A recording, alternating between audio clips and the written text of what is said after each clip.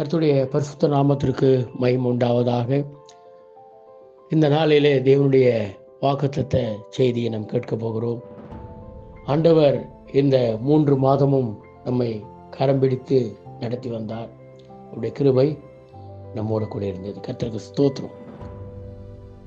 தேவனுடைய வார்த்தையாக இந்த நாளிலே லூக்கா எழுதின சுவிசேஷ புஸ்தகம் 1 அதிகாரம் 37வது வசனம் எடுத்துக்கொள்வோம். லூக்கா சாப்டர் 1 verses 37. லூக்கா 1 அதிகாரம் 37வது வசனம் விவாதமாக சொல்கிறது, தேவனால் கூடாத காரியம் ஒன்றும் இராது என்றார். இந்த சம்பவம் நம் அனைவருக்கும் தெரிந்த சம்பவம். பல நேரங்களிலே நாம் இதை கேட்டிருக்கிறோம்.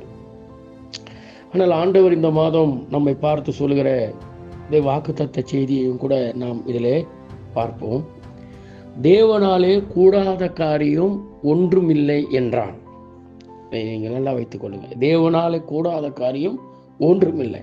இது தேவதூதன் மரியாளை பார்த்து சொன்ன காரியம். தேவதூதன் மரியாளை பார்த்து சொன்ன காரியம். ஆனால் அந்த சம்பவத்தை கொஞ்சம் பார்த்தா நமக்கு நல்லா இருக்கும்னு நினைக்கிறேன். அதற்கு மரியாள் தேவதூதனை நோக்கி, இது எப்படி ஆகும்? நான் புருஷனை அறியேனே என்றான். தேவதூதன் அவளுக்கு பிரதியுத்தரமாக, பரிசுத்த ஆவி உன்மேல் வரும், உன்னதமானவருடைய பலம் உன்மேல் நேரிடும். ஆதலால் உன்னிடத்தில் பிறக்கும் பரிசுத்தம் உள்ளது தேவனுடைய குமாரன் எனப்படும். இதோ உனக்கு இனத்தானாக இருக்கிற எலிசபெத்தும் தன் முதிர் வயதிலே ஒரு புத்திரனை கர்ப்பம் தரித்திருக்கிறாள். மலடி எனப்பட்ட அவளுக்கு இது 6ஆம் மாதம். தேவனாலே கூடாத காரியம் ஒன்றுமில்லை என்றான். கவனித்துக் கொள்ளுங்க.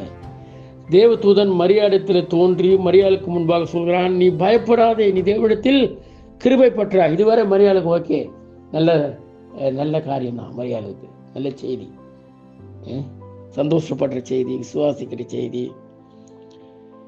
ஆனால் அதே நேரத்தில் இப்போ சொல்லப்படுகிற ஒரு வார்த்தை மரியாளுக்கு, இது எப்படி ஆகும்? கேட்குற கேள்வி, இது எப்படி ஆகும்? இது எப்படி நடக்கும்? ஏனென்றால் இது உண்மையை சொல்ல போனால் இது ஒரு அதிசயமான அற்புதமான காரியம். அவள் இன்னும் திருமணமாகலை, ஒரு கன்னி பெண். இப்பொழுது கர்த்தருடைய வார்த்தை அவள் வருகிறது, நீ கர்ப்பவதியாகி ஒரு குமாரனை பெறுவாய் என்று. அவள் கேட்கிற, இது எப்படி ஆகும்? நான் புருஷனை அறியேனே என்றார். அதனால் நல்லா கவனிச்சு கொள்ளுங்க. இது மனித நினைவுகளுக்கு அப்பாற்பட்ட காரியம். ஆகவேதான் தேவதூதன் மரியாதை பார்த்து இப்படி சொல்கிறான், தேவனாலே கூடாத காரியம் ஒன்றுமில்லை என்றான். ரொம்ப அருமையான வார்த்தை அந்த இடத்துல போடப்பட்டிருக்கிறது. அதன் பிறகு நாம் பார்க்கும் பொழுது அது ரொம்ப ஒரு முக்கியமான விஷயம். 38வது வசனம் விதமாக சொல்கிறது, அதற்கு மரியாள், இதோ நான் ஆண்டவருக்கு அடிமை, உம்முடைய வார்த்தையின்படியே எனக்கு ஆக கடவுது என்றால். அப்பொழுது தேவதூதன் அவளிடத்திலிருந்து போய்விட்டான். ரொம்ப ஒரு முக்கியமான வார்த்தை பாருங்க. தேவன் நம்மை பார்த்து பல நேரங்களிலே நம்ம ஒரு வாழ்க்கையிலே, நான் இதை செய்வேன், இது நடக்கும், இது ஆகும், இது வரும் என்று சொல்லும் பொழுது நாம் என்ன சொல்லுவது தெரியுமா? இது எப்படி ஆகும்? இது எப்படி நடக்கும்? இது எப்படி வரும்? நாம் அப்படிதான் என்ன பண்ற பல நேரங்களில் சிந்திக்கிறோம். இல்லை, தேவனாலே கூடாத காரியம் ஒன்றும் இராது. அல்லேலூயா. இந்த நாளிலே, இந்த மாதத்தின் முதல் நாளிலே தேவனுடைய வார்த்தைகளை கேட்டுக்கொண்டிருக்கிற தேவ பிள்ளைகளை, தேவனாலே கூடாத காரியம் உங்களுடைய வாழ்க்கையில ஒன்றும் இருக்காது.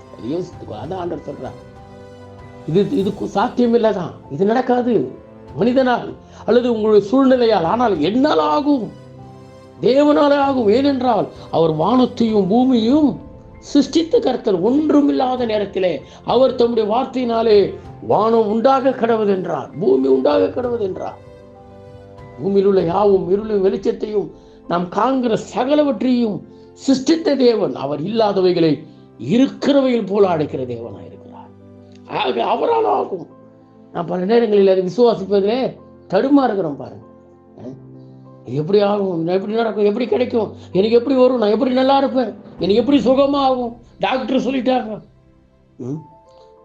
என்னுடைய சூழ்நிலை எப்படி இருக்கிறது? இல்லை இல்லை இல்லை இல்லை தாவீதின் சூழ்நிலை அப்படிதான். தாவீதின் சூழ்நிலை பாருங்க, அவன் ஆடுமை, அவன் கடைசி பையன், அவனுடைய தகுதி அவனை ஆடு மேய்ப்பது போலதான் இருந்தது. ஆனால் தேவன் அவனை நினைத்து அருளினார். தேவன் ஒரு காலத்திலே சவுலை தள்ளிவிட சூழ்நிலை ஏற்படும் பொழுது கர்த்தர் தாவீதை நினைத்து தாவீதை அரசனாக்கினார். அது ஒருவேளை சூழ்நிலையில, குடும்ப நிலையில, சிச்சுவேஷன்ல ஆகாத காரியம் தான். ஆனால் தேவனாலே ஆகிற காரியம், தேவனால கூடாத காரியம் ஒன்றுமில்லை என்றான் தேவன். ஆகவே தேவனாலே எல்லாவற்றையும் செய்ய முடியும். உங்களுக்காக, எனக்காக, அவருடைய பிள்ளைகளா நீங்களும் நான் இருக்கிறபடினாலே உங்களுக்காக, எனக்காக அவர் யாவையும் செய்து முடித்திருக்கிறார். நாம் அதை விசுவாசத்தினாலே இந்த மாதம் சுதந்திரித்துக் கொள்ள வேண்டும். இன்றைக்கு பல சூழ்நிலைகளிலே, பல நேரங்களிலே ஏன் நம்முடைய வாழ்க்கையிலே தேவனுடைய அற்புதங்களையும் அதிசயங்களையும் நாம் பெற்றுக்கொள்ள முடியவில்லை என்றால் நம்முடைய அவிசுவாசத்தினால்தான் இது ஆகிறது. ஏன் பல நேரங்களிலே நாம் தேவனுடைய வார்த்தையை விசுவாசிப்பதில்லை? பாருங்க, பல நேரங்களில் தேவனுடைய வார்த்தையை நாம் விசுவாசிப்பதில்லை. ஆண்டவர் நமக்கு ஒரு வார்த்தையை சொன்னால் அது பிடித்துக் கொள்ளுங்க. ஏன் சொல்லுகிறவர் யார்? ஆண்டவர். அவரால் ஆகாத காரியம் ஒன்றுமில்லை, கர்த்தரால் கூடாத காரியம் ஒன்றுமில்லை. தேவனால் எல்லாம் கூடும். நீங்க சொல்லலாம், தேவனாலே எல்லாம் கூடும். ஒருவேளை அன்பானவர்களே, இந்த நாளில கர்த்தர் உங்களை பார்த்து சொல்கிறார், தேவனால கூடாத காரியம் ஒன்றும் இராது என்று. ஆகவே இந்த நாளிலே நீங்கள் தேவனை விசுவாசியுங்கள். தேவன் உங்கள் வாழ்க்கையிலே அற்புதமான காரியங்களை, அதிசயமான காரியங்களை நிச்சயம் செய்து உங்கள் வாழ்க்கையில ஒரு பெரிய மாற்றத்தை தருவார். நீங்கள் சோர்ந்து போகாதீர்கள், கவலைப்படாதீர்கள், பயப்படாதீர்கள். உங்கள் வியாதியை கொண்டோ, உங்கள் சூழ்நிலை கொண்டோ, இந்த நாளிலே தேவன் சொல்லுகிற வார்த்தை, தேவனாலே கூடாத காரியம் ஒன்றுமில்லை. ஆகவே நீங்கள் சொல்லலாம், ஆண்டவரே உம்மால கூடாத காரியம் ஒன்றுமில்லை. நீங்கள் சொல்லி சொல்லி சொல்லி நீங்கள் இந்த மாதங்களிலே தேவனுடைய அற்புதங்களையும், தேவனுடைய அதிசயங்களையும், தேவனுடைய வல்லமையையும், தேவனுடைய ஆசீர்வாதத்தையும் நீங்கள் பார்ப்பீர்கள். உங்களுக்கு இதுவரை எது எதெல்லாம் ஆகாது, எது எதெல்லாம் நடக்காது, எது எதெல்லாம் கிடைக்காது என்று நீங்கள் நினைத்து கொண்டிருந்தீர்களோ அவைகளெல்லாம் தேவனாலே ஆகும், தேவனாலே கூடும். அவைகளெல்லாம் உங்களுக்கு ஒரு விசுவாசியுங்கள். ஆண்டவர் கடைசியாக ஒரே ஒரு சம்பவத்தை சொல்லி நான் முடிக்கிறேன். கர்த்தராகிய இயேசு கிறிஸ்து இந்த பூமியில் இருந்த காலத்திலே சீசர்களோடு கூட அவர் நடந்து போய் கொண்டிருக்கிறார். மார்க்கு எழுதின சுவிசேஷ புத்தகம் 11ஆம் அதிகாரம் 19வது வசனத்திலிருந்து அவைகள் போடப்பட்டிருக்கிறது. நான் வாசிக்கின்றதாக கவனிங்கள்.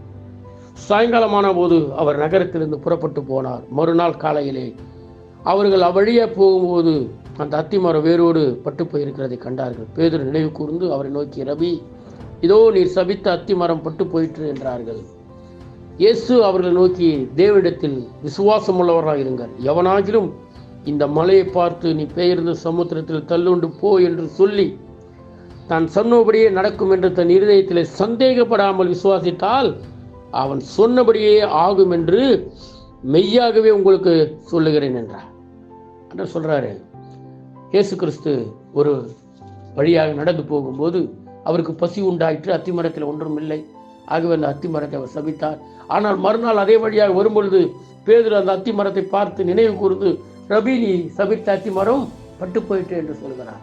அப்பொழுது ஆண்டவர் சொல்கிறார், நான் சொன்ன மரம் தான் பட்டு போகும், நீங்க சொன்ன மலையை விலைக்கு போகும். அல்லேலூயா. விசுவாசிக்கணும். இதெல்லாம் நம்ம விசுவாசிக்கிறோம். பாருங்க, நம்ம விசுவாசிக்கிறதில் தேவன் இந்த நாளிலே உங்களை பார்த்து இது கேட்டுக்கொண்டிருக்கிற அருமையான கர்த்தருடைய பிள்ளைகளே, கர்த்தர் உங்கள் வாழ்க்கையிலே நீங்கள் இதுவரை எதெல்லாம் ஆகாது கிடைக்காது என்று நினைத்திருந்தீர்களோ ஆண்டவர் சொல்கிறாரு, தேவனாலே கூடாத காரியம் ஒன்றுமில்லை. ஆண்டவர் உங்களுக்கு அற்புதங்கள் செய்வார், அதிசயங்களை செய்வார். உங்களுக்கு செய்யாமல் அவர் வேற யாருக்கு செய்ய போகிறார்? இந்த மாதம் நீங்கள் விசுவாசத்தோடு பெற்றுக்கொள்ளுங்கள். கர்த்தர் நாமம் மகிமைப்படுவதாக. தேவனால் கூடாதது ஒன்றுமில்லை என் மனமே, வேறேதன் தேவையில்லை உலகினிலே. தேவனால் கூடாதது ஒன்றுமில்லை என் மனமே, வேறேதன் தேவையில்லை உலகினிலே. என் நம்பிக்கை தேவா நீர் மட்டுமே, என் ஆனந்தம் தேவா நீர் மட்டுமே. தேவனால் கூடாதது ஒன்றுமில்லை என் மனமே, வேறேதன் தேவையில்லை உலகினிலே.